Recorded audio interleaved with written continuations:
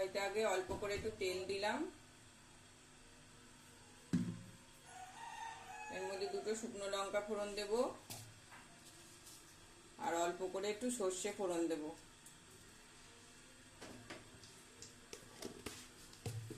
এটা ভাজা ভাজা হতে থাক একটু, তারপরে এর মধ্যে নারকেল দেব। এবার এর মধ্যে আমি নারকেল কোড়া দিয়ে দেব।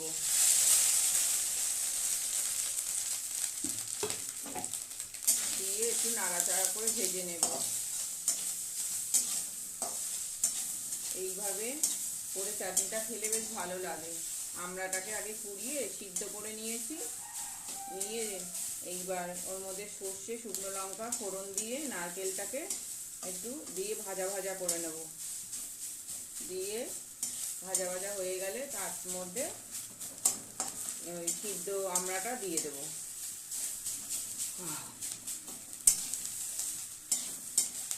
একটু সামান্য একটু লালচে লালচে ভাব হোক নারকেলটা, হলেই তার মধ্যে দিয়ে দেব। নারকেলটা ভাজা ভাজা হয়ে গেছে, এর মধ্যে এবার আমড়াটা দিয়ে দিলাম।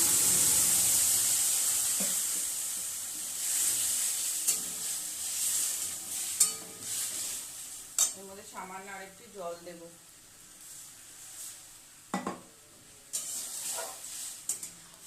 এবার এর মধ্যে অল্প করে হলুদ দেব।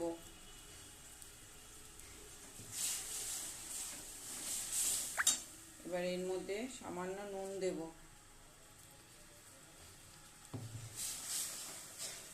এবার এর মধ্যে অল্প করে চিনি দেব।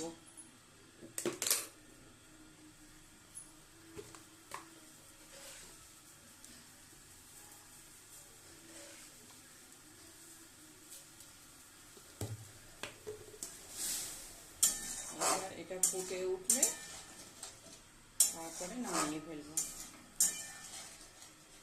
এবার একটু ফুটতে সময় দিতে হবে। চাটনিটা আমার হয়ে গেছে, এবার নামিয়ে দেব।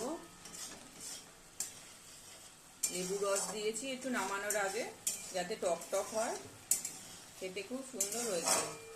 এবার নামিয়ে দিচ্ছি।